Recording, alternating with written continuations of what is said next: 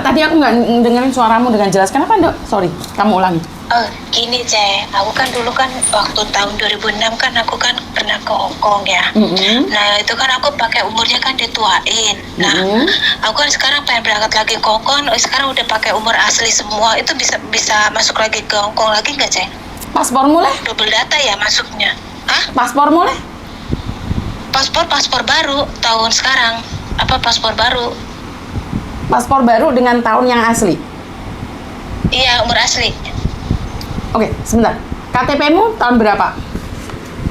Umur asli semua. Aku udah bikin proses semua dari pengadilan agama bahwa saya tuh udah dulu saya pernah memasukkan data gitu loh kan, Ce. Soalnya kan aku kan pengen masuk lagi gitu loh, Ce. Lah, bisa masuk lagi nggak, Ce? Ya kalau kamu ke Hong Kong pastinya nggak bisa, sayang. Karena kan sebenarnya pemalsuan kan bukan di Indonesia, pemalsuannya kan kamu di Hong Kong sini. Kenapa kamu memperbaikinya di Indonesia? Kan gitu ya, Ce. Jadi nggak bisa, Ce? Nggak bisa, karena kamu sudah menjadikannya satu, kecuali kamu nyampe sini dan pakai data-datamu yang pertama kali itu. Nggak ada masalah. PT kan masih bisa ngikutin itu, Dok. Jadi kamu ngapain kamu sidang? Kamu pemalsuannya kan di Hong Kong, bukan di Indonesia. Pemalsuannya kan di Halo? Jadi nggak bisa ya, Ce? Nggak bisa, karena kamu sudah ganti, sayang. Jadi kamu sendiri yang ribet. Jadi saya ribet ya? Kecuali datamu itu balik lagi sesuai dengan yang ada di Hong Kong, itu malah nggak ada masalah. Kenapa kamu harus ganti yang baru? Iya, dulu kan aku kan waktu berangkat kan umur asliku kan 13 tahun ya. Nah, itu kan persyaratan dari PT kan aku nggak tahu. Jadi kan aku dituain jadi 7 tahun. Jadi pas aku tuh umur 20 tahun. Nah, itu dari tahun 2000 sampai 2017 tuh aku kan jadi umurnya tuh dituain itu terus. Nah, berhubung saya sekarang kan kalau saya menurut dari umur dulu yang bayar. Jadi kan saya kan jadi umur sekarang kan 40 tahun. Nah, terus kan aku dengar dari teman gini, kalau kamu pakai umur itu loh, nanti kita ini ketuaan jadi nggak bisa berangkat lagi ke luar negeri. Kalau kan minimal kan 35 tahun ke atas kan udah nggak bisa ya, Ce ya. Aku kan itu kalau umur itu kan jadi 40 kan. Makanya saya tuh jadi gimana ini prosedurnya. Terus kan kata aku ngikutin teman aku ngomongnya gini, ya udah kamu ini aja ke pengadilan negeri bahwa kamu tuh pernah umur saya dituain sama sponsor nggak tahu. Jadi kan saya tuh jadi dokumen asli semua ini, Ce, umur asli semuanya asli. Jadi nggak bisa lagi masuk ke Hong Kong, Ce. Nggak bisa, karena kalau di Hong Kong sekali palsu ya tetap palsu. Kalau kamu mau sidang di Indonesia itu nggak ada masalah, kan nggak ada hubungan sama sama Hong Kong, Mas ya. Jadi, gitu. Terus kalau aku ke beda negara bisa nggak, Ce? Ya bisa, kan beda negara kan nggak ada datamu. Karena itu kan saya selalu bilang gitu, kalau sekali palsu tetap palsu. Kalau Makau bisa nggak, Ce? Makau bisa, tapi aku nggak tahu prosesnya Makau sekarang ya. Duh, Ce, jadi aku gimana nih, Ce, kalau nggak bisa ke Hong Kong? Ya ke negara lain, sayang, kan saya selalu bilang. Kecuali sekarang paspormu kamu bisa ubah dengan paspor yang dulu lagi. Terus mungkin harus biaya PT yang lebih, mungkin PT masih bisa. Jadi kalau kamu pengen masuk Hong Kong lagi, siapa yang bilang kalau kamu Hong Kong umur 40 masih bisa tuh cari majikan di Hong Kong. Kalau sudah karena itu informasi kan nggak jelas kalau katamu. Iya, makanya saya lagi nyari-nyari info, tapi kata teman saya bisa, makanya saya nanya Cece kan ini Cece di Hong Kong, makanya saya nanya dulu deh, kalau bisa saya daftar, kalau nggak bisa jadi saya untung saya belum masuk ke PT gitu loh, saya takutnya kan PT mah pasti diterima aja ya nggak, saya takutnya tuh gitu. Nah, jadi ya itu, Dok, kalau kamu ganti ya jangan ke Hong Kong dulu, daripada kamu kena data ganda. Sekali palsu ya udah palsu aja masuk Hong Kong. Jadi saya gimana nih, Cek? Harus ke Taiwan udah aku ya, Hong Kong udah, berarti aku negara apa lagi nih? Ya ke Makau, ke Singapura, Malaysia, Taiwan dan mana? Brunei. Taiwan udah, Cek. Taiwan aku 9 tahun, Taiwan. Singapura loh? Singapura? Aku tuh, Cek. Singapura belum, tapi kata mbakku ya yang aku udah lihat nih, Cek. Teman-temanku di Singapura semuanya nggak ada yang enak, semuanya tuh kayak apa sih majikannya tuh kayak nindesnya tuh lebih parah dari Hong Kong, lebih dari Taiwan. Makanya aku kalau dengar Singapura kok kayaknya aku ngerasa takut gitu loh, Cek. Mending ke Makau-nya aja. Oke, negara sebenarnya orangnya sama aja sayang. Ada yang baik, ada yang buruk. Jadi tidak boleh menghakimin gitu. Kalau kamu memang butuh Cek. mencoba aja, kenapa enggak? Kenapa harus takut omong katanya orang? Sekarang kamu nurut katanya orang, katanya Cek. kamu nggak bisa balik Hong Kong. Bener nggak? Iya, Cek. Tapi iya bener, Cek. Seandainya, Cek, ya aku kan pulang, misalkan aku menghilangin dokumen dulu, kayak aku kan ke Singapura, habis Singapura ke Hong Kong lagi, itu bisa masuk lagi nggak, Cek? Sebentar Mbak, kalau kamu data palsu, Iya. sekali lagi kalau sudah pakai data palsu, masuk Hong Kong selamanya pakai data palsu. Kalau kamu sudah mengubah-ubah, kamu nggak bisa masuk Hong Kong lagi sayang. Ini Hong Kong. Oh, jadi selamanya nggak bisa, Cek? Betul, selamanya. Kecuali kamu balik lagi sama KTP-mu yang di Hong Kong ini sama. Paspormu harus sama dengan KTP yang di Hong Kong, itu kamu bisa. Ngerti nggak? Jadi selamanya kamu itu nggak bisa masuk Hong Kong dengan datamu ganda itu sayang. Tapi kalau ke Singapura itu nggak jadi permasalahan, Cek? Nggak jadi masalah, Kalau kan beda Singapura. negara sayang. Kan sudah beda negara. Singapura gaji berapa sih? Loh, kalau masalah Singapura ya jangan tanya saya, kan saya bukan ngurusin Singapura sayang. Lah, Iya, Cek. Iya, Oke, kan Cek. bingung jadinya Makasih, jadinya. Cek. Makasih, aku kirain tuh bisa, Cek. Makanya aku udah punya pikiran, udahlah ke Hong Kong aja. Balik lagi. iya, jadi lek masalah negara lain yuk jangan tanya ke saya, lek masalah Hong Tapi, Kong. Cek, Saya nggak apa-apa. nggak Kenapa? bisa ngapus data itu, Cek. Nggak bisa ngapus data. Lah emangnya masa lalu bisa dihapus? Hah? Katanya bisa, Cek. Aku dengar temanku itu. Tapi minta apa sih, dendaannya tuh 9 juta baru bisa ngapus Siapa? data. Katanya. Siapa yang bisa bilang menghapus data, di mana ngapusnya sayang? Iya, ya. Aku juga nggak ngerti, Cek. Dengar-dengar aja. Makanya jangan percaya katanya orang. Menghapus jejak bisa dong, menghapus data nggak bisa sayang. Sekarang kan serba teknologi, bener nggak? Iya, Cek. Iya, makanya sekali palsu selamanya palsu, jangan diubah lagi. Jadi kenapa kamu paspor harus diubah? Sebenarnya kalau KTP aja yang berubah, Indonesia nggak ada masalah. Kamu masuk PT, mungkin PT bisa membantu karena itu adalah kesalahan PT.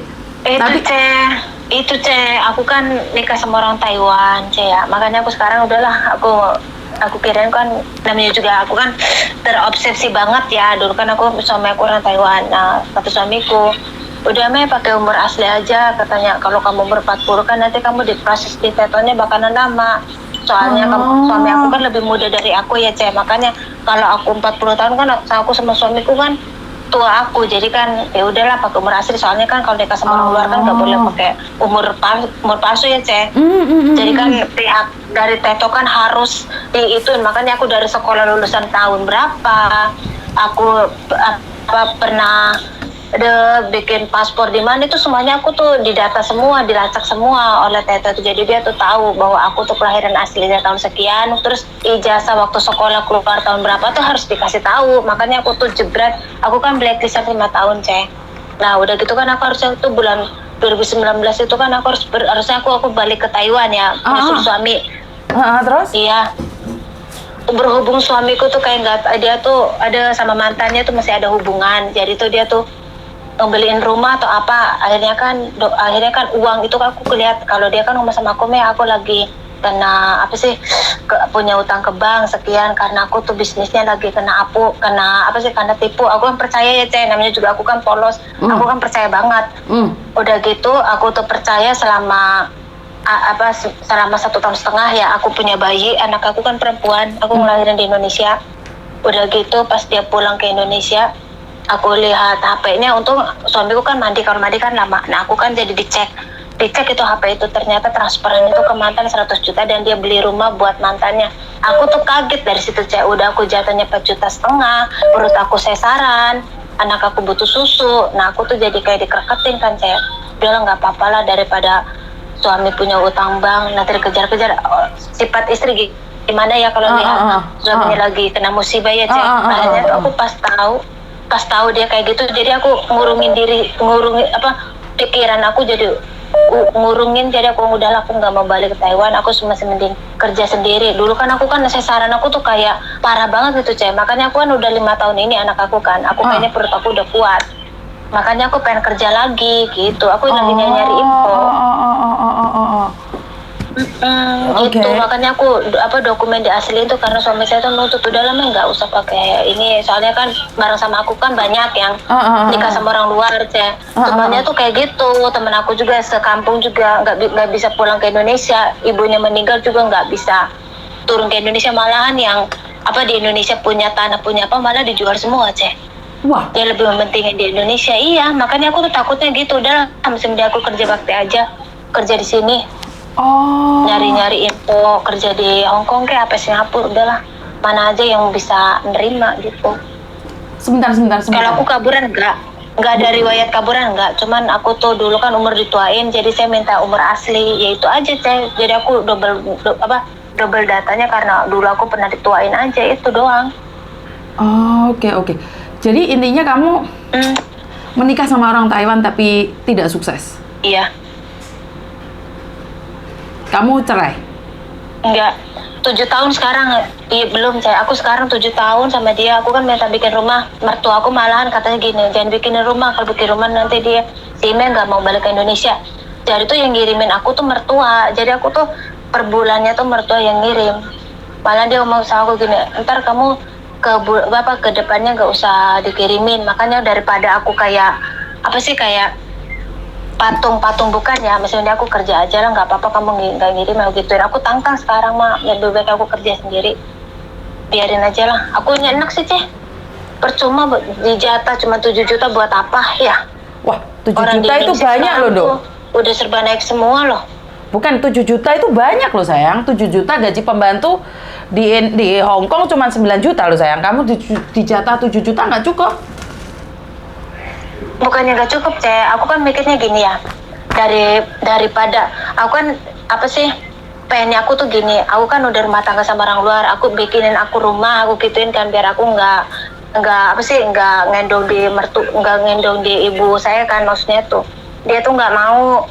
Kalau teman-teman aku kan semuanya kan udah punya rumah sendiri. Nah aku tuh bencinya tuh kenapa dia beliin rumah buat mantannya, sedangkan aku sendiri istri pribadi udah punya anak, dia nggak mau beliin rumah gitu loh Ceh. Nah aku tuh marahnya tuh di situ. Aku kayak ngerasa seakan-akan tuh aku tuh cuman, dia tuh lebih mementingkan mantannya daripada istri sama anaknya gitu Ceh. Dia tuh cuman berharap tuh pengen punya anak dari aku aja udah. Yang dibutuhin tuh anak. Dan mantannya kan dia nggak mau pengen punya anak, takut bodinya rusak. Ini sangat mengenaskan sekali ya kayak gini. Kamu iya gagal jadi nyonya Taiwan, intinya seperti itu. Dimana sedih juga ya Dok ya. Kamu sudah punya anak dan anakmu keturunan Taiwan, paspor Indonesia. Aku dari ngelahirin anak sampai sekarang ya anak saya di Indonesia Ceh. Saya dipertahankan, anak saya nggak boleh bawa ke Taiwan dulu gitu. Aku nggak diperbolehkan. Aku nggak mau, soalnya aku ngelihat dia tuh kayak ngerasa aneh. Setiap aku telepon dia sibuk, giliran aku tidur dia telepon. Makanya aku tuh waktu tuh dari hari Senin sampai hari Jumat dia sibuk kerja. Nah Sabtu Minggunya dia kumpul sama temennya. Aku mikirnya temennya cewek cowok, aku nggak tahu. Kalau aku nelpon dia nggak mau video callan, dari situ aja kan aku udah punya pikiran, ya udah apa sih yang dipertahanin, saya gituin kan. Jadi kamu sudah menikah di Indonesia atau di Taiwan Dok? Saya masih di Indonesia Ceh, saya belum ke Taiwan. Kalau aku ke Taiwan saya nggak mungkin bisa bayar kerja ke luar negeri. Bukan maksud aku kamu menikah di Indonesia apa di Taiwan? Di Indonesia. Di Taiwan sama di Indonesia. Dua negara Ceh. Iya. Jadi aku nikah tuh resmi.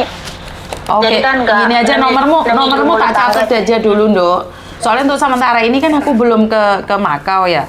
Jadi nomormu tak catat aja dulu. Sebentar ya. Iya. 8131206.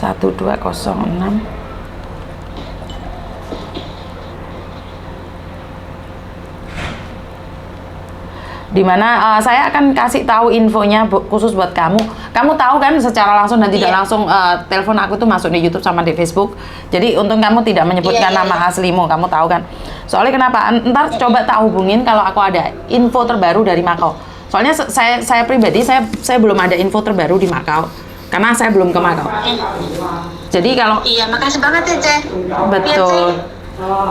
Aku udah stres deh, bener. Oke.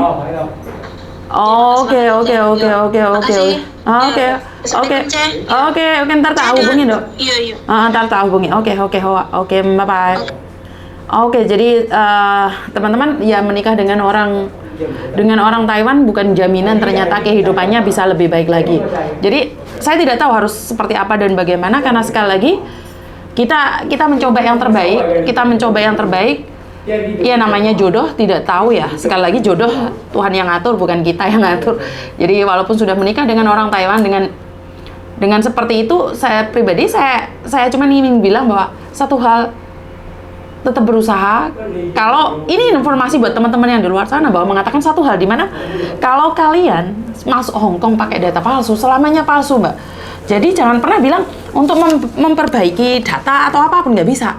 Karena kalau memang iya ya iya, kalau enggak ya enggak. Jadi kalau sampai kalian mengganti data-data yang lain, maka kedepannya kalian tidak bisa mendapatkan data baik, data baru. Jadi jangan bilang menghapus jejak itu memang mudah. Menghapus jejak mantan itu mudah, tapi menghapus jejak data di Hong Kong tidak mudah. Kenapa bisa bilang tidak mudah, Miss Yuni? Lah nyatanya yang data ganda dari tahun 2000 itu aja masih bisa ketahuan. Apalagi yang 2 tahun, 5 tahun. Jadi malah lebih hebat lagi. Lebih tahu lagi, lebih ngerti lagi. Jadi buat teman-teman yang di luar sana, jangan pernah mengharapkan data kalian bisa hilang di Hong Kong. Datamu itu sekali ngetik nomor KTP itu keluar semua. Saya aja ini bongkar rahasia aja ya. Dimana saya itu pemakai Hong Kong broadband dulu. Waktu itu saya dulu tahun nggak tahu berapa tahun ya, 10 tahun yang lalu ya kan, 15 tahun yang lalu saya pakai broadband. Habis itu saya bilang sama mereka my relocation mau ditutup dulu account saya, tapi mereka nggak ngizin nutup account karena kontrak saya ke Macau. 10 tahun yang berikutnya balik lagi ke Hong Kong, ternyata data saya itu tetap punya utang di situ, itu masih harus dikembalikan. Jadi dulu yang utang saya 3 juta berubah menjadi bukan 3 juta, 3.000 berubah menjadi 9.421. Jadi jangan bilang bahwa jejak itu hilang atau kita tidak punya jejak. Menghapus jejak itu nggak ada ya, nggak ada menghapus jejak ya kawan-kawan. Jadi kalian data kalian itu tetap sama.